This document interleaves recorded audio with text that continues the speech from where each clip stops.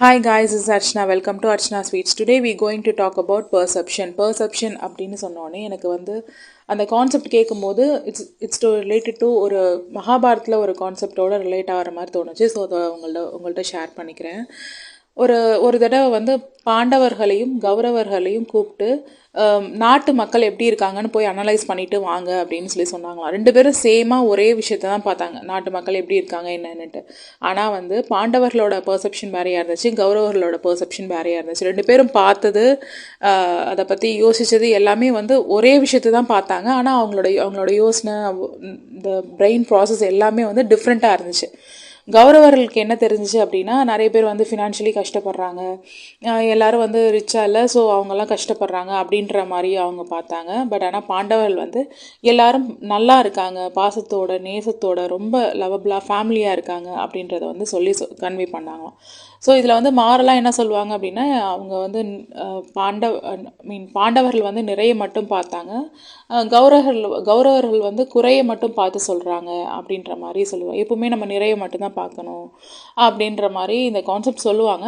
But இதில் முக்கியமாக நான் எதுக்கு இந்த கான்செப்டை சொன்னேன் அப்படின்னா, பெர்செப்ஷன். ஒரே விஷயத்தை தான் வந்து கௌரவர்களும் பார்த்தாங்க, பாண்டவர்களும் பார்த்தாங்க. ஆனால் அவங்களோட way of thoughts and experience, அவங்க கேரக்டர், அதை பேஸ் பண்ணி தான் வந்து அவங்களோட அந்த ரிசல்ட் வந்துச்சு இல்லையா. ஒருத்தவங்களுக்கும் ஒரு ரிசல்ட் வந்துச்சு, ஒருத்தவங்களுக்கும் ஒரு ரிசல்ட் வந்துச்சு. So it's based on purely based on வந்து அந்த அவங்களோட வே ஆஃப் சீயிங். அதுக்கப்புறம் அதை எப்படி எடுத்துக்கிறாங்க, பாஸ்ட் எக்ஸ்பீரியன்ஸோடு எடுத்து மைண்டில் அனலைஸ் பண்ணி அது ஒரு ரிசல்ட் சொல்கிறாங்க இல்லையா, அதுதான் பெர்செப்ஷன்.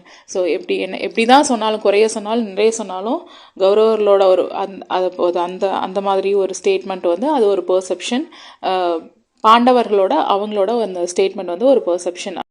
பெர்செப்ஷனோட டெஃபினேஷன் ஃபஸ்ட்டு பார்த்துருவோம். அதில் வந்து அமெரிக்கன் சைக்காலஜிக்கல் அசோசியேஷன், அதாவது ஏபிஏ, என்ன சொல்லியிருக்காங்க அப்படின்னா, perception as the process or result of becoming aware of the object, relationships and even by mean of sense, which includes such activities as recognizing, observing and discriminating னு சொல்லியிருக்காங்க.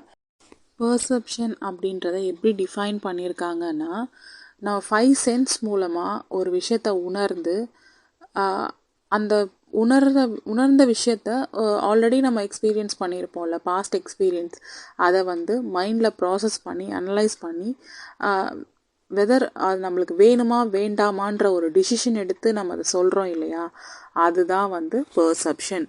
For example, ஒரு லட்டை பார்க்குறோம், அதோட past experience இருக்குது, நம்ம சாப்பிட்ருக்கோம் already laddu. So அந்த டேஸ்ட்டை வச்சு யோசிச்சு இப்போ சாப்பிட்லாமா வேண்டாமா அப்படின்ற மைண்டில் ப்ராசஸ் பண்ணி அனலைஸ் பண்ணி அதுக்கு ஒரு ரிசல்ட் இருக்குல்ல, நம்ம சாப்பிட்லான்ற ஒரு ரிசல்ட், இல்லை சாப்பிட்லன்னு அந்த ரிசல்ட், பெர்செப்ஷன், அதுதான் வந்து பெர்செப்ஷன் அப்படின்னு சொல்கிறாங்க. ஒரு விஷயத்தை இந்த எக்ஸாம்பிளை பொறுத்த வரைக்கும் ஒரு விஷயத்தை பார்க்குறாங்க, தென் ப்ராசஸ் ஆகுது, ஓகே இந்த டேஸ்ட் இப்படி இருக்குன்றது, ஸோ அது வேணுமா வேண்டாமா அப்படின்ற ஒரு டிசிஷன் எடுக்கிறோம் இல்லையா, இதுதான் வந்து பெர்செப்ஷன். ரெகக்னைசிங் அப்படின்னா நம்மளுக்கு ஜஸ்ட் தெரியும் அதை பற்றி, அவ்வளோதான், மற்றபடி டீட்டெயில்டாக தெரியாது, ஜஸ்ட் பார்த்தா தெரியும் அப்படின்ற ரெகக்னைசிங் அப்படின்ற வேர்ட்லேயே உங்களுக்கு வந்து அர்த்தம் புரியும்னு நினைக்கிறேன். இருந்தாலும் பெர்செப்ஷனில் என்ன வரும் அப்படின்னா, ஃபார் எக்ஸாம்பிள் ஒரு மேரேஜ் ஃபங்க்ஷன் போகிறீங்க, எல்லா ஃபங்க்ஷன்லையுமே அவங்கள ஒரு சில பர்சன்ஸை பார்ப்பீங்க, ஆனால் பேசுனது கிடையாது, அவங்க யாருன்னு தெரியாது, ஜஸ்ட் ரெகக்னைஸ் மட்டும் பண்ண தெரியும், இவங்க ரிலேட்டிவ் அப்படின்றது மட்டும் தெரியும். ஸோ அதுதான் ரெகக்னைசிங்.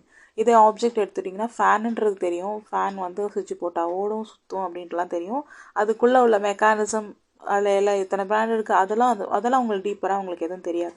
ஸோ இது ஆப்ஜெக்ட் பற்றி சொல்லணும்னா அது நம்ம ஃபேன் எடுத்துக்கலாம்.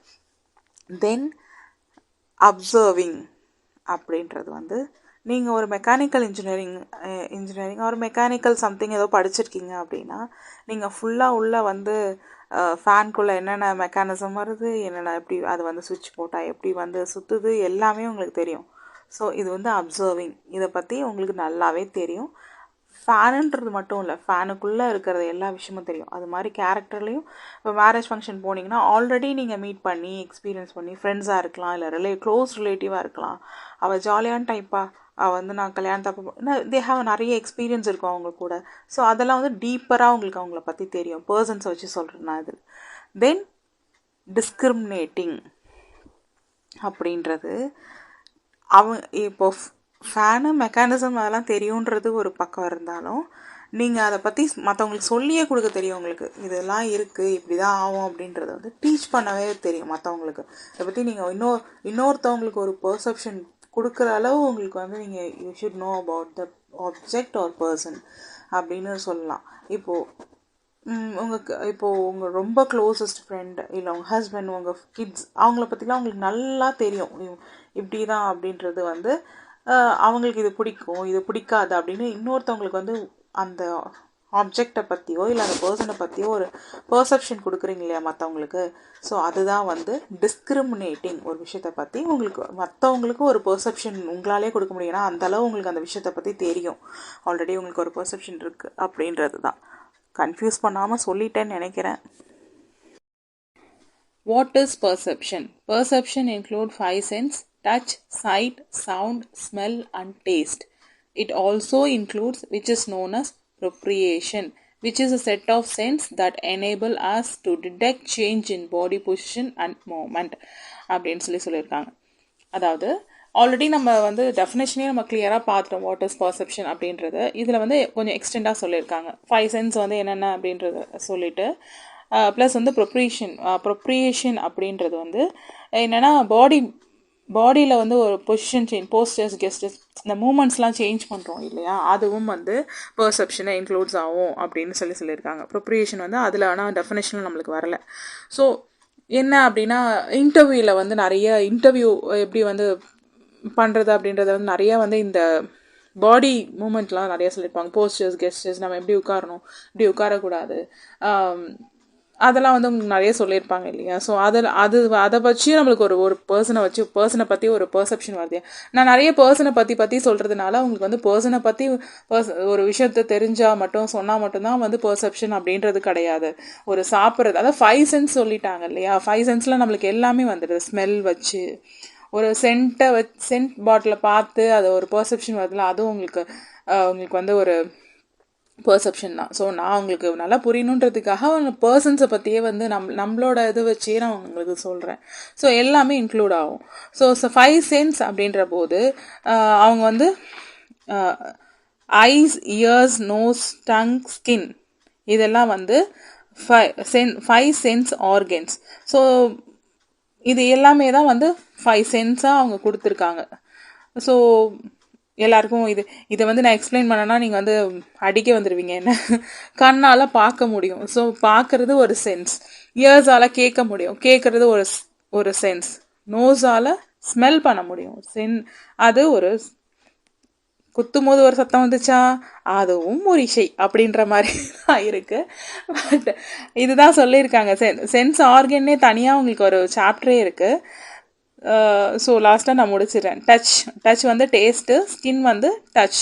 நம்ம வந்து so see, hear, smell, taste and touch, இது எல்லாமே வந்து சென்ஸ் ஆர்கன்ஸாக சொல்லியிருக்காங்க. ஸோ இது வந்து எக்ஸ்பிளைன் பண்ணவே தேவையில்லை, everybody knows about that. So நான் அவங்க எக்ஸ்பிளைன் பண்ணியிருக்காங்கன்றதுனால நான் சொல்லியிருக்கேன். ஓகே தென் உங்களுக்கு புரிஞ்சிருக்கும்னு நினைக்கிறேன்.